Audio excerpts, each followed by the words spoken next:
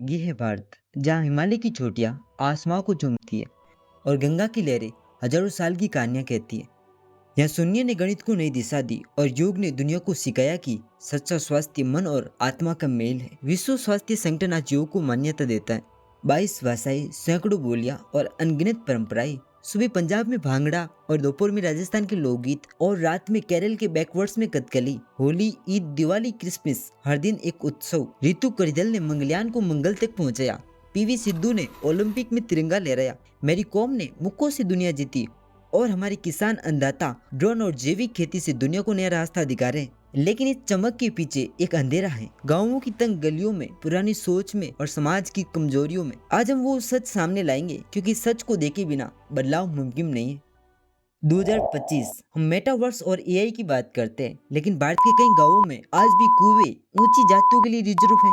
विश्व असमानता रिपोर्ट 2024 के मुताबिक भारत की 88.4% अरबपति संपत्ति सिर्फ ऊपरी जातियों के पास है। देश की टॉप 100 कंपनियों में 70% सीईओ ऊंची जातियों से।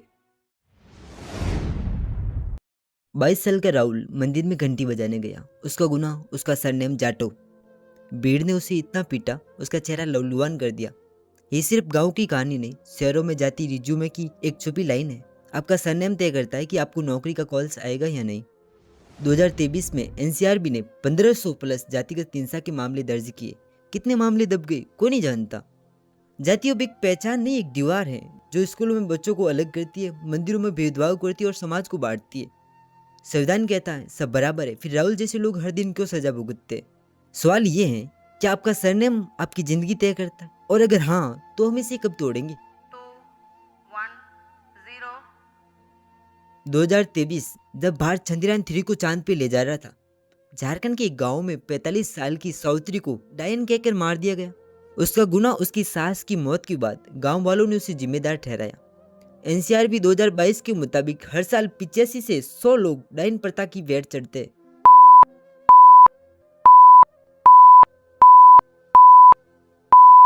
2023 में झारखंड, उड़ीसा और राजस्थान में 50 प्लस औरतें मारी गई। 2025 तक ये सिलसिला थमने का नाम नहीं ले रहा। क्यों होता है ये? क्योंकि गाँव में बीमारी को भूत प्रेत समझा जाता है, डिप्रेशन को नजर के टाल दिया जाता है। जहाँ डॉक्टर चाहिए वह बाबा बैठे हैं। झारखंड के गांव में एक 10 साल की बच्ची को बाबा ऊपरी हवा निकालने के नाम पर डराता था। माँ बाप डॉक्टर के पास इसलिए नहीं लेके गए क्योंकि गांव वालों ने कहा ये तो डायन का असर है।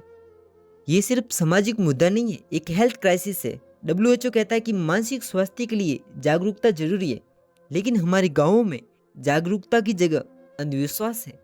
सवाल ये नहीं है कि लोग ऐसा क्यों करते हैं, सवाल ये है कि शिक्षा, सरकार और मीडिया इसे क्यों नहीं रोक पाए। क्या हम वाकई में 2025 में जी रहे हैं या कुछ लोग अभी भी 18वीं सदी में अटके? हम कहते हैं भारत बदल रहा है, लेकिन क्या हमारी बेटियों की जिंदगी बदल रही है? 2023 में आईएलओ के मुताबिक भारतीय महिलाओं की औसत कमाई पुरुषों से 34% कम थी। यानी एक पुरुष को 100 रुपये मिलते तो वही महिला को सिर्फ 66। ग्रामीण भारत में शिक्षा और भी बड़ी चुनौती है। इस्माइल फाउंडेशन की 2023 रिपोर्ट कहती है 35% लड़कियां प्राथमिक स्कूल छोड़ देती है। कारण घर का काम, शादी का दबाव और स्कूल की दूरी। NFHS 5 2020 से 21 के आंकड़े चौंकाने वाले हैं। बिहार में 40.8% लड़कियां 18 साल से पहले ही शादी कर लेती है और 11% किशोरियां या तो गर्भवती है या मां बन चुकी है। और सुरक्षा 2023 में इंडिया टुडे सर्वे के मुताबिक सिर्फ 58% महिला रात में बाहर सुरक्षित महसूस करती है। 2017 में यह आंकड़ा 65 था। लेकिन यही भारत है जहाँ रितु करिदल ने मंगलयान को मंगल तक पहुंचाया, पीवी सिंधु ने ओलंपिक में मेडल जीता और मैरी कॉम ने दुनिया को हराया। फिर बाकी बेटियां पीछे क्यों रहे? 2025 में भी क्यों एक लड़की को अपनी मर्जी से जीने का हक नहीं? संविधान का आर्टिकल 21 हर नागरिक को आज़ादी की गारंटी देता है, फिर समाज बेटियों पर बेड़ियां क्यों डालता है? सवाल ये है, क्या हमारी बेटियां सिर्फ नारे हैं या उन्हें बराबरी का हक मिलेगा? 2024 राजस्थान, 20 साल की शिमला कुसावा ने अपने प्रेमी से अंतर्जातीय विवाह किया। उसके भाई और पिता ने उसका अपहरण किया, हत्या की और शव को जला दिया।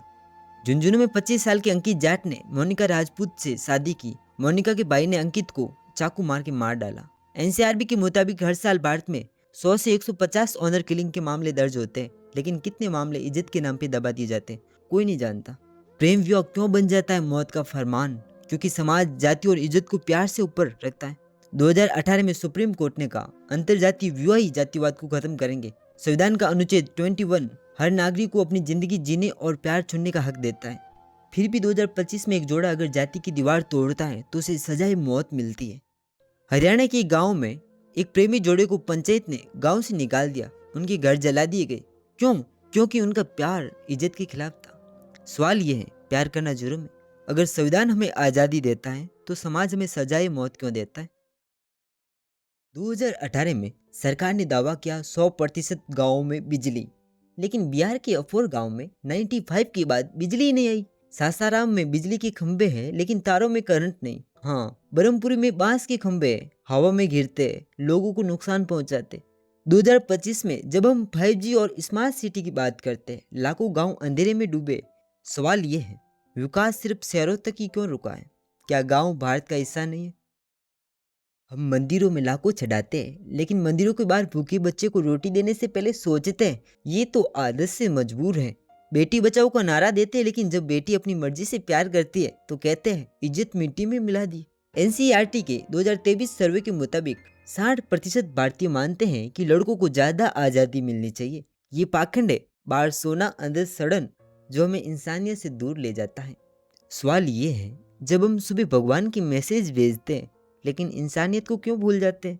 ये भारत महान है, लेकिन इतना महान नहीं कि सबको बराबरी दे सके।